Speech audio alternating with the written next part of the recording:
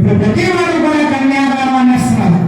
ఈ కన్యాదానం అనే 4 అక్షరాలలో ఉండేటువంటి విశేషం ఏంటండి అని అంటే, అటు 7 తరాలు, ఇటు 7 తరాలు, అటు 7 తరాలు, ఇటు 7 తరాలు కూడా వంశాభివృద్ధి అయ్యి ఆ లోకంలో వాళ్ళ యొక్క పెద్దవాళ్ళు చనిపోయి ఉంటారు కదా, వారందరి యొక్క దివ్య అనుగ్రహం ఈ దంపతులపై ఉండటానికే ఈ కన్యాదానంలో కన్యాదానం ఉదాహరణ. అది కన్యాదానం వాళ్ళకి విశిష్టత. కన్యాదానం శాస్త్రం ఏం చెప్పింది? నీకు ఆడసంతానం లేకపోతే పేరెంటి ఆడపిల్లకి నువ్వు కన్యాదానం చేసి తరించు అని శాస్త్రం చెప్పబడుతుంది. ఆ రామచంద్ర స్వామి వారి యొక్క సీతాదేవి యొక్క కళ్యాణం ఏంటి అని అంటే, వాళ్ళు ఎలా అయితే కళ్యాణాన్ని చేసి తరించుకొని దాంపత్యంగా ఉన్నారో అనే భావంతో కూడా వాళ్ళిద్దరినీ మనం సీతా భార్య ఎప్పుడు సీతామ్మవారిగా, అలాగే భర్త ఎప్పుడు రామచంద్ర స్వామి వారిగా ధర్మాన్ని వాళ్ళిద్దరూ ఎలా అయితే పాటించారో మనం అలా పాటిస్తూ ఈ దాంపత్యాన్ని కొనసాగించాలి. ఇది కలిగే పరిస్థితి అలాంటి జరగలేదు. అందువలన అటువంటి దాంపత్యాన్ని సాగించేది ఆ రామచంద్ర స్వామి వారు సీతారామ గారు. అందులో విశేషమైనటువంటి ఘట్టం ఉంది. రామచంద్ర స్వామి వారికి చాలా ఈ విషయాన్ని బాగా గమనించాలి. రామాయణంలో ఉంటుంది ఈ విషయం అంతా జాగ్రత్తగా. రామచంద్ర స్వామి వారు సీతారామనే ఎందుకు వివాహం చేసుకున్నారు అనే విషయం మీ అందరికీ తెలియాలి. మీ అందరికీ వ్యాసన గ్రామంలో రామాయణం భాగవతం తెలుసుకున్నటువంటి వాళ్ళు చాలా మంది ఉన్నారు.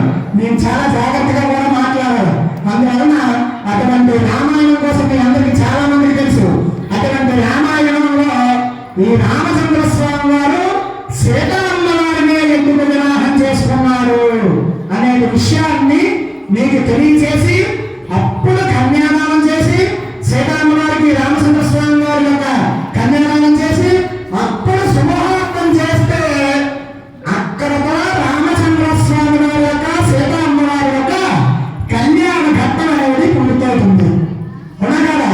అందువలన రామచంద్ర స్వామి వారు లక్ష్మణ స్వామి వారు కూడా జాగ్రత్తగా ఉంది. రామచంద్ర స్వామి వారు లక్ష్మణ స్వామి వారు విశ్వామిత్రుడి యొక్క శిష్యులు. ఎవరు? కొంచెం మారిపడి విశ్వామిత్రుడి యొక్క శిష్యులు అన్నమాట. రామచంద్ర స్వామి వారు లక్ష్మణ స్వామి వారు. జనక మహారాజు వారు ఆ రాజ్యమంతటా కూడా సుభిక్షంగా ఉండడం కోసం యజ్ఞం చేస్తున్నారు. యజ్ఞం చేస్తుండగా ఆ జనక మహారాజు అయినటువంటి బ్రహ్మ అంటే ఇంటి పురోహితుడు ఎవరు? శతానందుడు. ఎవరు? శతానందుడు. ఆ శతానందుడు ఏమయ్యా, ఏ బ్రహ్మం విశ్వామిత్ర, మా జనక మహారాజు వారు మా రాజ్యమంతటా కూడా సుభిక్షంగా ఉండడం కోసం, లేదా కళ్యాణ మహోత్సవ కార్యక్రమాన్ని సుభిక్షంగా ఉండడం కోసం యజ్ఞం చేస్తున్నారయ్యా. మీరు కూడా, నువ్వు మీ శిష్యులందరూ కూడా వచ్చి మీ అనుగ్రహాన్ని మా గ్రామం పైన మా రాజ్యం పైన ఇవ్వండి అయ్యా అనేటువంటి జనక మహారాజు వారు అయినటువంటి జనక మహారాజు అయినటువంటి పురోహితుడు శతానందుడు తెలియజేశారు. ఎవరికి? విశ్వామిత్రుడికి. ఆ విశ్వామిత్ర స్వామి గారు బయలుదేరి వెళ్ళారు. ఆ విశ్వామిత్రుడు వెంట ఎవరు వెళ్ళారు? రామచంద్ర స్వామి వారు, లక్ష్మణ స్వామి వారు. ఏదైతే జాగ్రత్తగా నుండి చాలా మహత్తరమైన ఘట్టం. రామచంద్ర స్వామి వారు, ఆ లక్ష్మణ స్వామి వారు గురువులంతా చక్కగా కూర్చున్నారు. గురువులంతా కూర్చొని అలా చూస్తున్నారు. యజ్ఞం జరుగుతుంది. విశేషమైనటువంటి యజ్ఞం. 5,000 మంది సమూహంతో యజ్ఞం జరుగుతుంది. చుట్టుప్రక్కల రాజ్యాల నుంచి రాజులందరూ వచ్చారు. రామచంద్ర స్వామి వారు రాజు ఆయన. ఆ రాజ్యం నుంచి మా రాజులందరూ వచ్చారు. అందరూ కూడా వేల మందిలో వచ్చారు. యజ్ఞం వైభవంగా చదువుగా జాగ్రత్తగా ఎట్టపదంగా ఆ యొక్క కళ్యాణ మహోత్సవంలో భాగంగా యజ్ఞం కూడా జరిగిపోతుంది. జరిగిపోతుంటే ఆ యజ్ఞం చుట్టూ ఏంటున్నాయి? 5 విశేషమైనటువంటి వస్తువులు ఉన్నాయి. అదేంటి? 1 దర్భ, 2 పేరాలు, 3 ఆవులయ్య, 4 ఆవు పెరుగు, 5 ఆవు పేడ. అందుకే హోమం చేస్తున్నప్పుడు చాలా మంది అనుకుంటారు, ఏంటయ్యా ఈ హోమం పేరాలు వేసేస్తున్నారు, మంత్రి గారు 10 కేజీలు, 2 కేజీలు, 3 కేజీలు